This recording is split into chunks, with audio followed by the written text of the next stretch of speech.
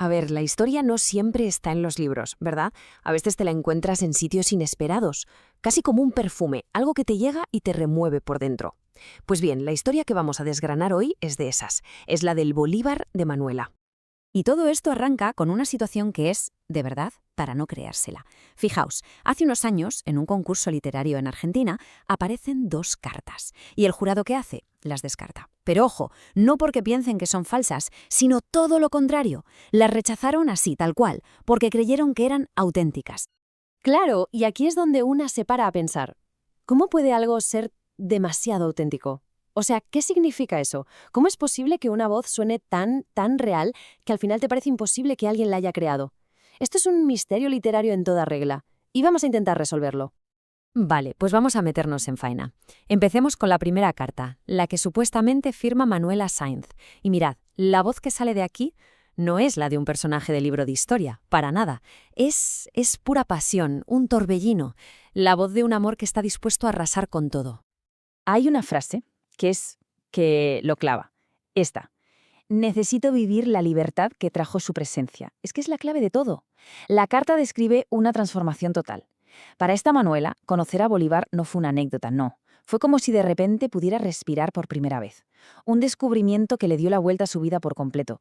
Y a partir de ahí, la entrega es que es absoluta. Renuncia a todo, a su familia, a lo que creía, a su vida de antes.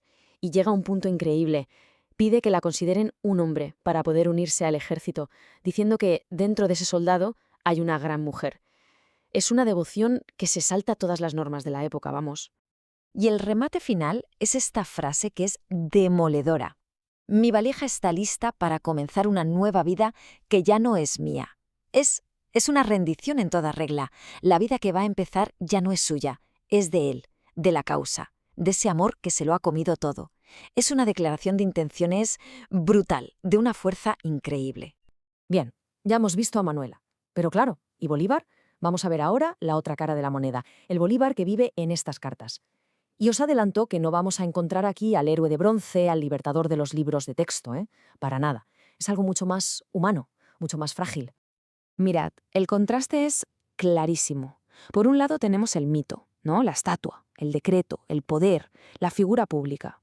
Y por otro, el hombre que nos pintan estas cartas, una herida abierta, un susurro al oído, alguien que se pregunta si la gloria realmente sirve para algo.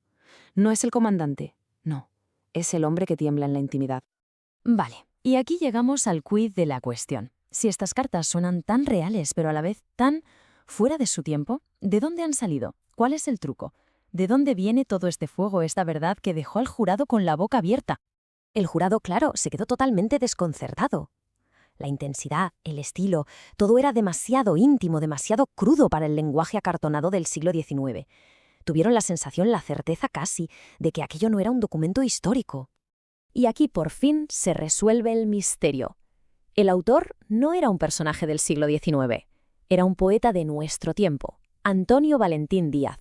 Así que no era un historiador desempolvando un archivo, sino un artista invocando un espíritu.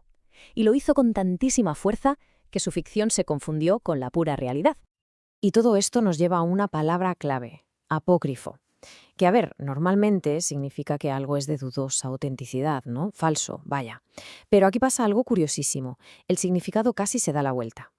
Las cartas eran apócrifas para el concurso no por falsas, sino porque su verdad emocional era tan real, tan potente, que parecían un hecho histórico, no una obra de arte.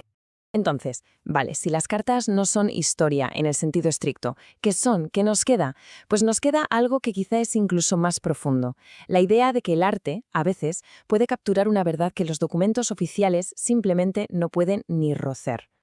En la segunda carta, por ejemplo, el tono ya es de una desolación total. Fijaos en la pregunta que lanza. ¿Por qué, si le entregué mi vida, ahora me la deja? Créame, no sé qué hacer con ella. Es el lamento de alguien que lo ha dado todo y se ha quedado con las manos vacías. Y lo increíble es que es un poeta moderno el que le pone voz a ese dolor de hace 200 años. Y aquí está lo importante. ¿De verdad importa a quién sujeta la pluma si el sentimiento es tan universal? Y todo esto nos lleva a una última reflexión. A ver, estas cartas no son un registro de hechos, no las vamos a encontrar en el archivo de Indias. Pero, ¿acaso no nos cuentan una verdad? Una verdad sobre el amor, sobre la entrega, sobre la pérdida. no capturan la esencia misma del mito de Manuela y Bolívar. Y claro, esto deja un montón de preguntas en el aire. La primera, esta. Si un poeta puede meterse así en la piel de una voz del pasado, ¿quién nos dice que ese espíritu de alguna manera no sigue vivo, no sigue queriendo contar su historia? Y va más allá. ¿De quién es un estilo? ¿Acaso le pertenece a una época o a una persona? El poeta aquí no se dedicó a imitar un estilo, no. Escribió desde el incendio, desde la emoción pura. Y es que, al final, ¿qué fronteras existen de verdad cuando hablamos de lenguaje? El lenguaje es el único país sin pasaporte, el lugar donde un poeta del siglo XXI puede encontrarse cara a cara con el alma de una mujer del XIX. El arte simplemente borra el tiempo. Y nos quedamos con esta imagen que es, bueno, es maravillosa. La idea de que el arte es un eco que nunca se apaga, que quizá la historia no es solo lo que pasó, sino lo que sigue pasando cada vez que una voz como esta nos pone la piel de gallina.